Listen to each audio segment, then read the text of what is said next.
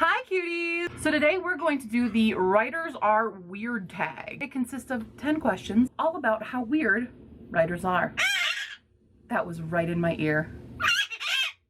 Ow! Question number 1 is, do you have bizarre internet searches? Of course. I think lately some of the weirdest ones has been like, how long are wolves in labor for? That's been one of my weirder ones. That's for my current work in progress. That is outside of Ashport. In Ashport, some of the weird searches often delve into just like Sumerian words. This is where it's like, FBI, please don't think I'm a terrorist. But I've had to do some research on the derailment of Shinkansen train, bullet trains, for a scene in the 4th book of the Ashport Archive. So I'm like, I'm not a terrorist, I'm just a writer. Question number 2. Do you write people you know and dislike into your stories as villains or as dumb people just to kill them off? No, I tend to steer away from writing real people into my stories. For people that I don't like, I just don't think about them. Why would I immortalize them in my work?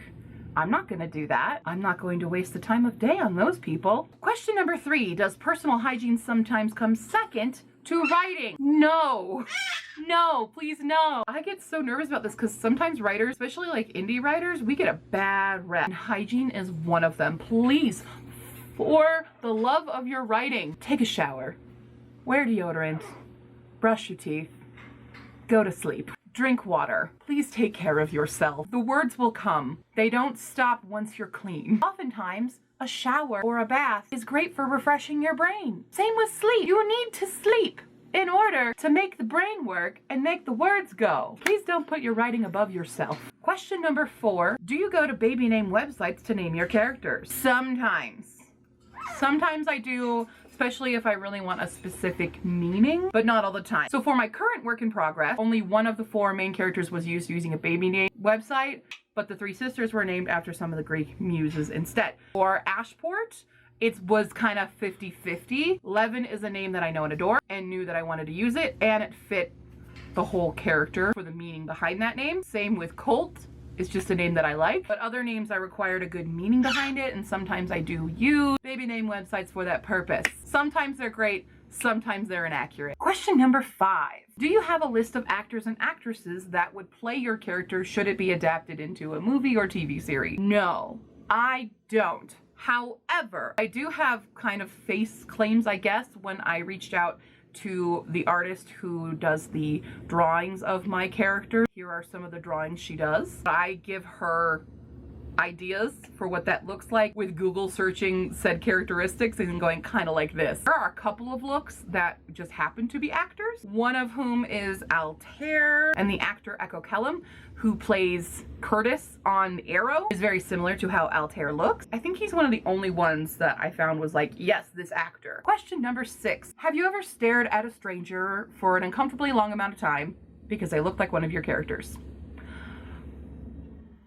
Yes, and I interacted with this person. So my day job, I work in a grocery store. I was a cashier at the time, and a person came through my line who was the exact look of Sadie. I told her this and I said, I'm sorry I'm staring. You're just exactly a character design I have for my books. And she thought that was really hilarious. At least it didn't go super awkwardly, but I have definitely seen Sadie in real life. I haven't had that experience with anybody else yet. We'll see.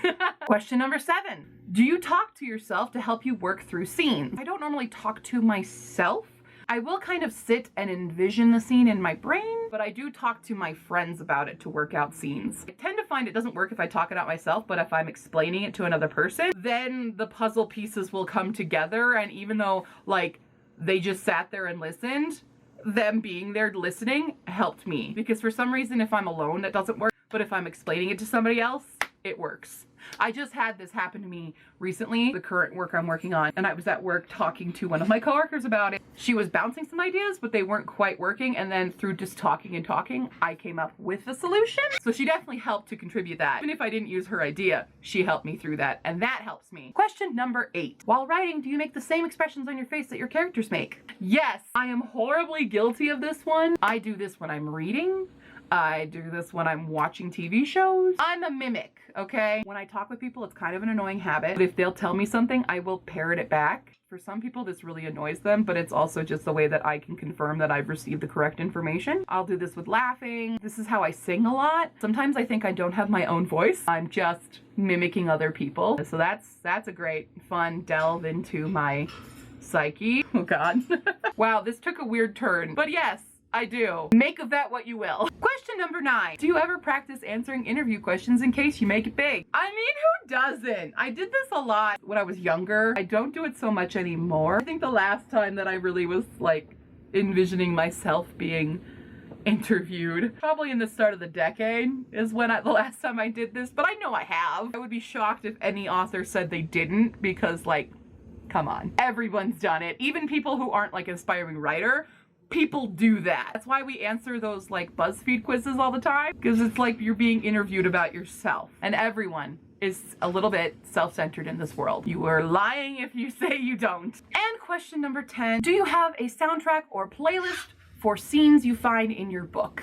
Yes. It's not a complete soundtrack. I definitely have very specific songs. I've talked about it before in other videos. One OK Rock's The Last Time is a very big scene in my current work for one of my characters who is agoraphobic. And several other One OK Rock songs. A lot of Fall Out Boy is very much Ashport's band. They have written a lot of music that pertains to it. I kind of like pick a band for each book. For Ashport, it's Fall Out Boy.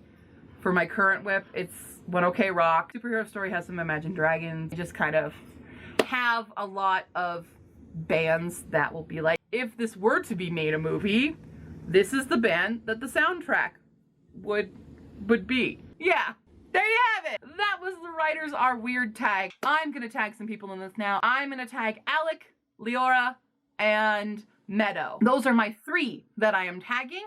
Feel free to do this if I didn't tag you though. I just kind of was like, 3 people, let's do that. You were all tagged.